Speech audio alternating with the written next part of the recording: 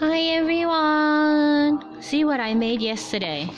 I was really liking all of this color palette, so I made all of these new patterns based on it. The colors are so vivid, y'all. Like, it so is very vivid. So I think like it's a really good palette to actually have. Like, I'm not sponsored by these people. Like, oh dear God, I never been sponsored. That's cool though, because these are actually very good and they're not really bad at pricing point. It's about $28, so $29, $30 if you want to round it up. So it's very good starting point because Sennelier and Watercolor, Water Commons, and Vincent are still very pricey when it comes to the pricing point, but the quality is pretty similar when it comes to the stain power, so I actually quite like it. So this actually have been uploaded to Society 6, but I haven't really listed yet, so I think that's what I will do today. I will list this because they are very good. Look at them. But anyway, check out stories. Maybe I will just upload them and use them as wallpaper, and you can screenshot it that way and have it as your foreign background if you wish. But yeah, that's what's happening. So let's do today's abstracting, guys.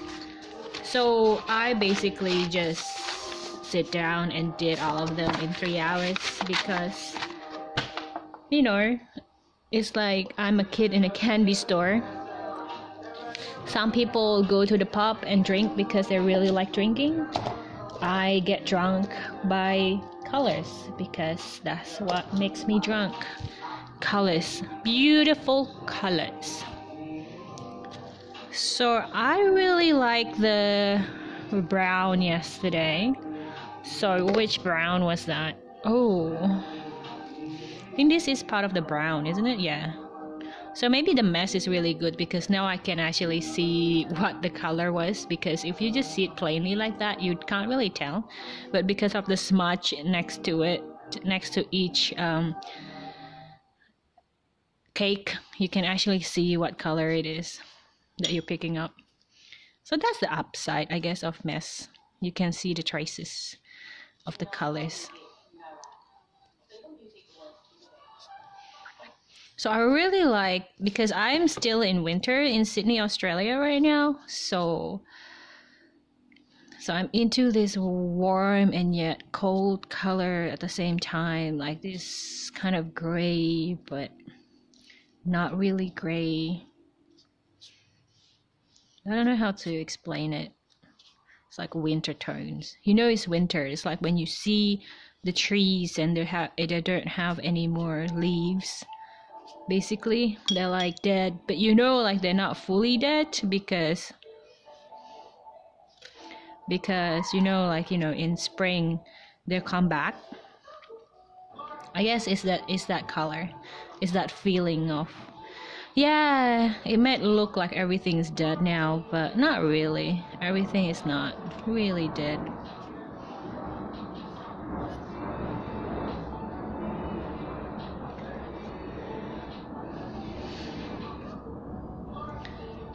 And then we use our very loyal gouache color. This is the $3.50 gouache that I bought. This is the best $3.50 gouache paint I bought, seriously. So I really like this hue. This hue is very good. There you go. Very basic. And then you have to sign it. Remember to sign it. Actually, does anyone have any suggestion of how I should sign my work? Because the way I sign my work is completely, obscure, because I really don't want to ruin the aesthetic, because the purpose of these patterns are basically to be applied to products.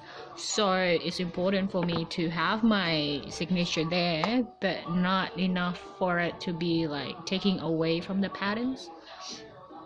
Let's do some watery summer color. summer color. So I'm using the Valor paper. I'm using the mixed media paper.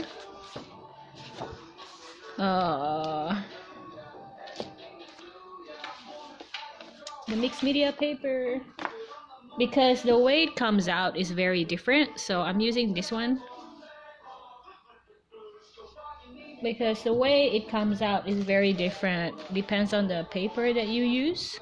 So I think it's very important to remember that, because that's what I noticed in the very beginning. It's not about quality of the paper. It's nothing to do with being snobby or being like, you know, being a paper snob. It's just that some paper picks up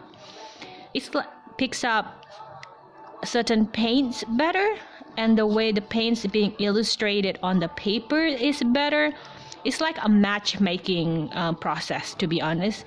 It's like, I don't know which one is a female and which one's the male. I'm not gonna play gender politics here, but sometimes like you can have like a very cheap paint with a very expensive paper, and the result looks so much better than if you use like a very expensive paint on the expensive paper. So it doesn't really matter how much the price is of certain paper or certain paint. What matters is like you have a huge wide of choices that you can use possibly, so that you can combine and play around with, you know, oh, this paint is good for this paper and this paper is good for that paint. Oh, if I want to create this kind of effect, it's probably good if I use with, you know, a certain paint with this particular, you know, color, sorry, with this particular paper. Because like if you see, this one is the art spectrum one is very different the way it takes up the color than this one. I don't know if you can see it, but it looks very different, especially after you scan it. It's very different, but maybe only I can see it because I'm very specific when it comes to that. But if you're not really specific like me, because my main interest when it comes to my work is basically to create the effect at the end result. So I'm really focused on the material and the process, since I'm not an illustration artist. But yeah guys, so this is a little bit summary.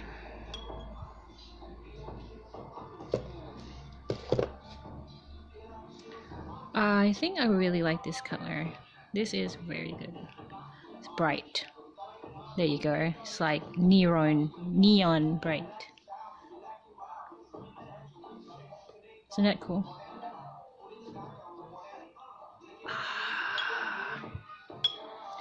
So that's today's work. Hope you guys enjoyed it like usual. Also with this cap, this is like the cap for it, you basically can use it as a palette, so you can basically use it like as a like that. So I don't want to taint this one because this one is still clean, and I'm trying to kind of maintain the cleanness for a long time. But like if you use these, you can use it for water like that, so you can do it that way. Like have different color for each section.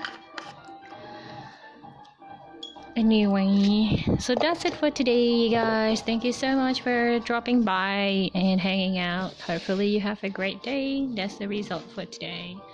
Check out our new collection that is going to come up to Society 6 soon, and I'll see you guys later.